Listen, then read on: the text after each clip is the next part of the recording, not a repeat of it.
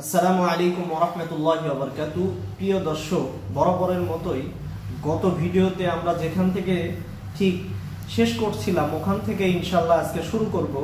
গত ভিডিওতে আমরা আলোচনা করতেছিলাম যে বগুড়ার সাধারণ জনগণের নিরাপত্তা এবং বগুড়ার সাধারণ জনগণের অধিকার কিভাবে আমরা তাদেরকে ফিরিয়ে দিতে পারি, সেই লক্ষ্যে যদি আমরা কথা বলতে চাই, বরাবরের মতনই উন্নত বগুড়া গড়ার লক্ষ্য বা উন্নত বগুড়া গড়ার কল্পনা করতে শুরু করার পূর্বেই যার নাম আমরা বারবারই আমাদের স্মরণ করে যাই, তিনি হলো মজলুমা নেত্রী। তিনি হচ্ছে যিনি দলমত নির্বিশেষে পুরো বাংলাদেশের অভিভাবক হয়ে উঠেছেন ইতিমধ্যেই।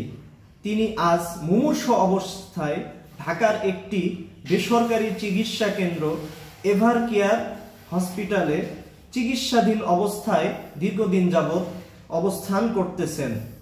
তাকে আমার জীবনের সর্বপ্রথম দেখেছিলাম বগুড়া সারিয়াকান্দি ডিগ্রি কলেজের মাঠে 2005 সালে। 2005 সালে আমি যখন তাকে দেখেছিলাম, তিনি ছিলেন বাংলাদেশের রানিং প্রধানমন্ত্রী।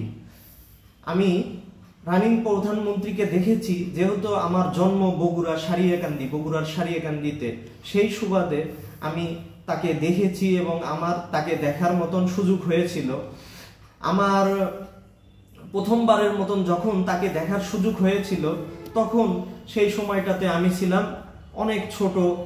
আমার তখন আমি প্লে কেজি বা নার্সারি বা এই জাতীয় শ্রেণীতে পড়ি, এখনো ক্লাস 1-এ উঠি নাই। এই সময়টাতে আমার তাকে দেখা, তখন আমি যখন দেখছিলাম 2005 সালে, তখন আমি দেখছিলাম সেই সুদূর ঢাকা থেকে দেশনেত্রী বেগম খালেদা জিয়া হেলিকপ্টারে চড়ে সিরাজগঞ্জ হয়ে যে বগুড়া যে নদীটা আসছে যমুনা নদী, এই যমুনা নদীর কোল ঘেঁষে একটা জায়গায় তিনি নামার পরে এই বক্তৃতা মঞ্চে আসেন এবং তার জ্বালাময়ী কিছু দেশ গড়ার পরিকল্পনা নিয়ে তিনি আলোচনা করেন। আমরা বরাবরই জানি তিনি 3বার প্রধানমন্ত্রী ছিলেন। তিনি একজন সফল প্রধানমন্ত্রী হিসাবে বিবেচিত সবার কাছে। সফল প্রধানমন্ত্রী আমি বলার পিছনে একটা মূল কারণ আছে। সফল প্রধানমন্ত্রী আপনি যদি তাকে না বলেন, তাইলে আপনি বাংলাদেশের 1971 সালের পরে, মুক্তিযুদ্ধের পরে তাকে যদি আপনি সফল প্রধানমন্ত্রী না বলেন, তাইলে আপনি কাকে সফল প্রধানমন্ত্রী বলে আমার জানা মতো কাউকে আখ্যায়িত করতে পারবেন না। কারণ আপনি যদি শেখ মুজিবুর রহমানের কথা বলেন, তিনি তার শাসনামলে তিনি বাকশাল কায়েম করেছিলেন। শহীদ জিয়াউর রহমান, তিনি তার শাসনামলে তাকে শহীদ করে দেওয়া হয়। তেনারা তাদের সর্বোচ্চ ক্ষমতা বলে সারা একটা সফল রানিং ভাবে ক্ষমতা শেষ করতে পারে নাই, ক্ষমতা শেষ করে হস্তান্তর করতে পারে নাই।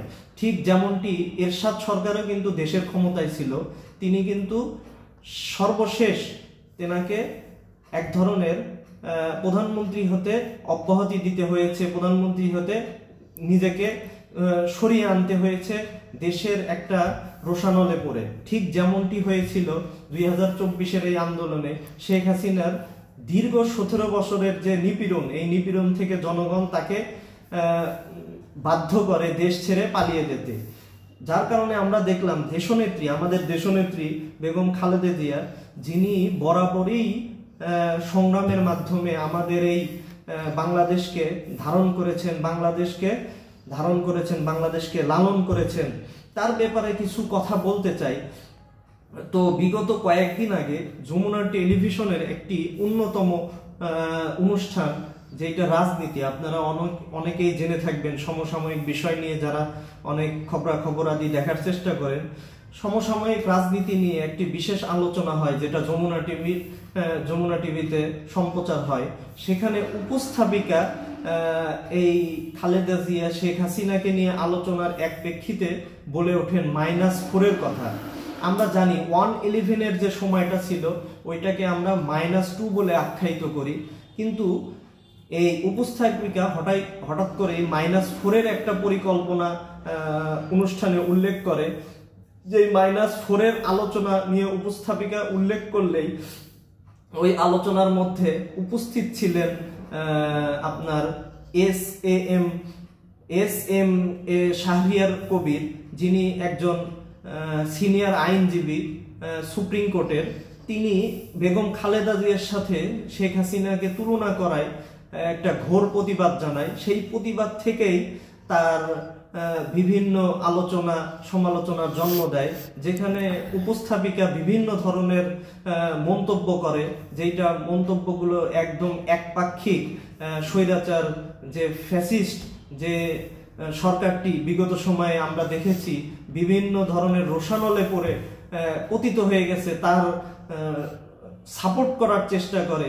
এবং দেশনেত্রী বেগম খালেদা জিয়া, যিনি দলমত নির্বিশেষে একজন দেশের অভিভাবক হয়ে উঠেছেন, যার জন্য দেখেছি আমরা ইতিপূর্বে বিগত সময়ে বিভিন্ন সময় আমরা দেখতে থাকি তিনি এমন একটা অবস্থা হয়ে গেছে, দেশের যে কোনো জায়গায় যদি এক বাক্যে কারো নামে দোয়া করা হয়, তিনিই হলো দেশনেত্রী বেগম খালেদা জিয়া, যার ব্যাপারে আমরা দলমত নির্বিশেষে তিনি একজন দেশের অভিভাবক।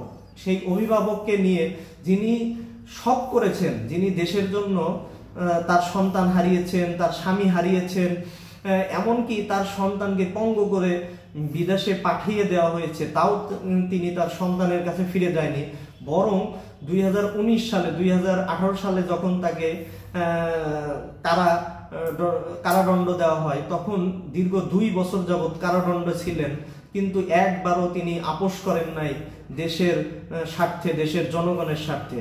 আমি আসলে আপনাদেরকে বলতে চাই, যারা দেশ ও জনগণ নিয়ে কাজ করতে চান, তারা মূলত আমরা চেষ্টা করব যে আমরা যেন বিগত সময়ে যা হয়েছে তো হয়েছে, আগামীতে আমরা যেন আমাদের কাজগুলো করার মধ্যে আমাদের মধ্যে যেন একটা দেশপ্রেমী ভাব থাকে। আমরা যেন বরাবরই চেষ্টা করব আমরা বাংলাদেশপন্থী হয়ে ধর্ম মানবিক বিবেচনা করে একজন স্বাধীনতার সংগ্রামের সৈনিক হয়ে গড়ে ওঠার চেষ্টা করব ইনশাল্লাহ।